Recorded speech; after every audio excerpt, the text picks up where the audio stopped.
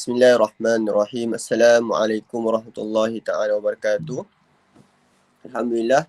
Alhamdulillah bil alamin wassalatu wassalamu ala asyrafil anbiya wal mursalin wa ala alihi wa sahbihi ajma'in.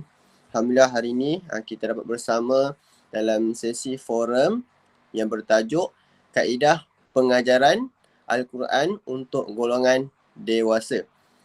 Baiklah, hari ini kita bersama dengan kita punya ahli panel iaitu Ustaz Azim. Tanpa membuang masa, kita akan perkenalkan dulu biodata kita punya ahli panel. Buat kata pepatah, tak kenal maka tak cinta. Okey, so saya nak perkenalkan nama kita punya panel adalah Ustaz Muhammad Azim bin Azman. Ustaz Azim merupakan guru temuah di sekolah berasrama penuh Selandar. Ustaz Azim juga merupakan orang Melaka dan berumur 29 tahun. Dan sudah berkhidmat sebagai guru temuah selama 5 tahun. Betul Ustaz? Betul. Okay, baik.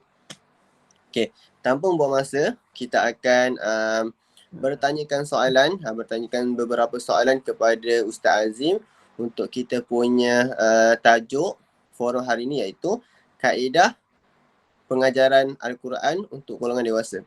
Okay, untuk soalan pertama, kita akan tanya kepada Ustaz Azim, apakah kaedah yang biasa digunakan dalam pengajaran Al-Quran bagi golongan orang-orang dewasa yang sesuai digunakan? Boleh ke Ustaz Azim jelaskan?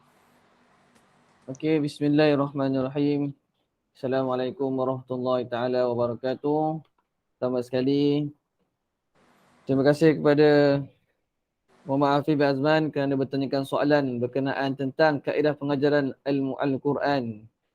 Sebenarnya topik ini sangat famous, familiar juga tentang berkaitan tentang pengajaran ilmu Al-Quran.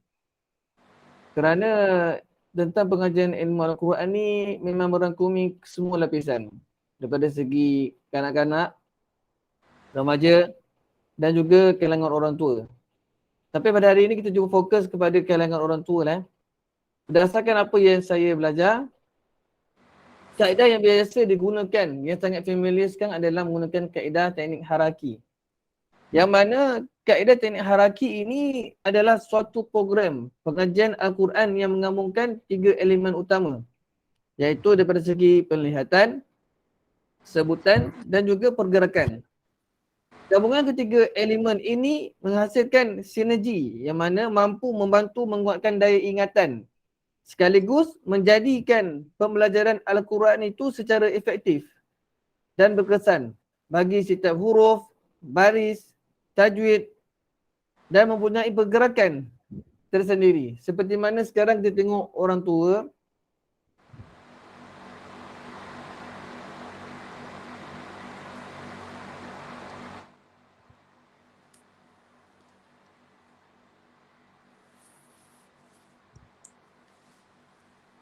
kita perlu lebih mendekati dengan uslub di mana contoh, saya bagi contoh, kadang-kadang orang tua sekarang dia tak mengenali sifat dan makhraj huruf tersebut.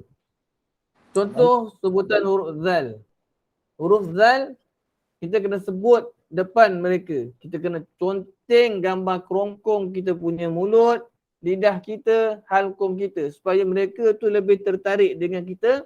Dengan sebutan yang kita sebut itu supaya dari semasa ke semasa dapat memahirkan sebutan dan makhraj sesuatu huruf itu supaya para pelajar dapat mempelajari dengan baik. Okey, sekian untuk soalan yang pertama kepada Ustaz Afif. Alright, baik Ustaz Azim. Jawapan yang sangat ringkas, padat dan lengkap lah. So saya nampak tadi Ustaz Azim sharekan iaitu kaedah haraki. Kaedah haraki. So Ustaz punya penjelasan sangat jelas. Okay, kita nak pergi kepada soalan yang kedua. Okey. Macam Ustaz Azim cakap tadi, mungkin orang sekarang ni, orang tua-tua ni dia dah terbiasa dengan sebutan huruf huruf zal, sebut kepada huruf zal kan tadi Ustaz Azim cakap. So macam mana Ustaz Azim nak orang kata apa, diorang dah terbiasa dengan sebutan yang kaedah yang dulu. Kaedah yang dulu. Bagaimana cara Ustaz Azim untuk bantu orang tua ni untuk sebut makhraj tu dengan betul? Adakah dia perlukan orang kata apa, kelas pengajian ataupun teknik apa yang Ustaz Azim gunakan untuk bantu diorang lebih mudah untuk sebut sebutan makhraj yang betul? Boleh Ustaz Azim? Okey, boleh. Sebenarnya memang pada ketika dahulu kebanyakannya golongan orang tua ni sudah mempelajari sebutan huruf tersebut. Akan tetapi sebutan huruf Al-Quran tersebut tidak lebih mendalam. Jadi sekarang ni kita dapat ilmu yang baru. Contohnya macam saya menggunakan teknik pengulangan iaitu tikrar.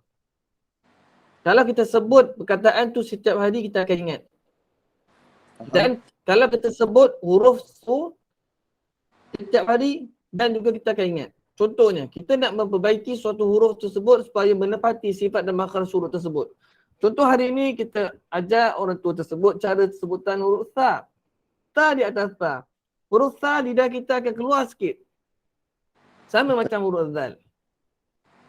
Ada kadang-kadang orang tua dah menyebut huruf sa menyerupai seperti huruf sin di atas sa.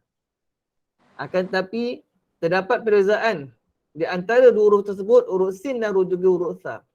Macam mana nak jadikan lidah mereka dizalimi dengan huruf tersebut, dilazimi supaya mereka dapat menyebut huruf tersebut menepati sifat dan makhraj.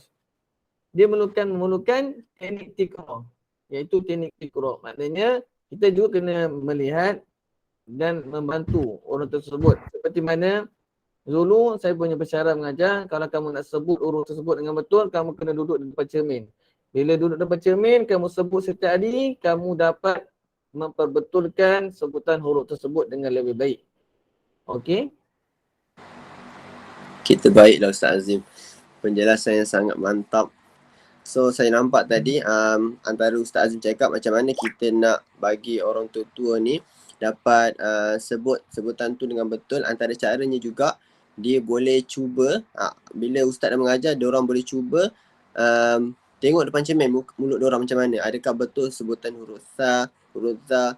So memang sangat membantulah dan dia orang perlukan perlukan pengulangan. Betul Ustaz Azim? Menggunakan teknik tikrar. Betul Ustaz Azim? Betul Okey, bagus. Jelas. Okey, tanpa membuang masa, kita akan pergi juga kepada soalan seterusnya, iaitu soalan yang ketiga yang berbunyi, okey, bila Ustaz mengajar, confirm mesti ada cabarannya. Betul Ustaz? Okey. So, soalan saya yang ketiga, apa cabaran yang Ustaz pernah hadapi semasa sesi pengajaran Al-Quran dijalankan bersama orang tua? Boleh Ustaz Azim berkongsikan pengalaman Ustaz Azim dalam mengajar orang tua? Silakan Ustaz Azim.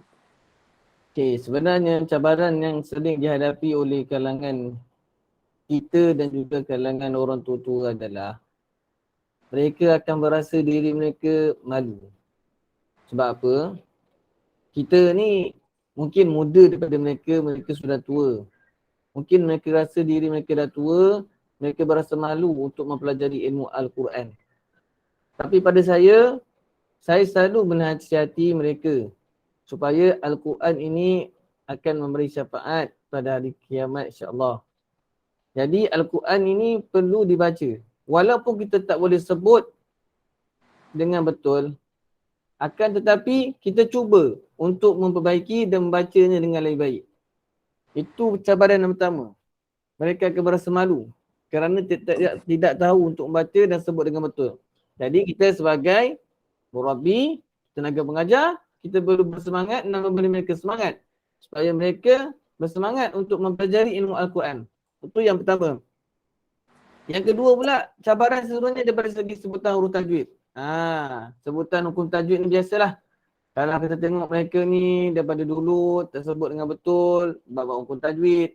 Itu menjadi cabaran kepada kita. Tapi tak menjadi masalah kerana kita sebagai tenaga mengajar, kita perlu juga untuk mengajar mereka supaya menyebut Al-Quran tersebut, menyebut ayat Quran tersebut menepati dengan lahjah bahasa Arab tersebut. Bermula daripada huruf alif sampai ke huruf ya, kita perlu memperbetulkan bacaan, sebutan huruf tersebut dan juga hukum tajwid yang perlu dipelajari di dalam Al-Quran. Okey. Habis dah Ustaz Azim? Habis dah. Terbaik Ustaz Azim. So saya nampak tadi Ustaz Azim kata antara cabaran orang tua ni antaranya perasaan malu. Betul lah Ustaz Azim kata, memang betul ramai orang tua sekarang dia bukan tak nak belajar mengaji tapi dia malu. Tapi Pak kata Ustaz Azim, Quran ni adalah syafaat. Quran adalah syafaat. So bila diorang belajar insya-Allah diorang akan dapat syafaat dari Al-Quran insya-Allah. Akhir kata daripada saya, gelaran sebagai seorang guru itu memberi maksud bahawa guru itu memikul tanggungjawab dan amanah yang berat. Tugas pendidik itu tidak hanya merupakan amanah Allah semata-mata, bahkan ia adalah amanah ibu bapa yang mana menghantar anaknya ke sekolah, dan juga amanah negara untuk melahirkan generasi baru yang berkualiti. Seorang guru itu perlu berusaha gigih melakukan pelbagai perkara untuk menawan hati setiap pelajar. Namun usaha tersebut sebahagiannya tidak berjaya. Walau bagaimanapun, guru perlu terus berusaha dan tidak mudah berputus asa demi menjayakan pengajaran dan pembelajaran. Seterusnya, merealisasikan hasrat supaya dapat melahirkan generasi yang mampu untuk membaca Al-Quran dengan baik. Sekian, Assalamualaikum warahmatullahi taala wabarakatuh.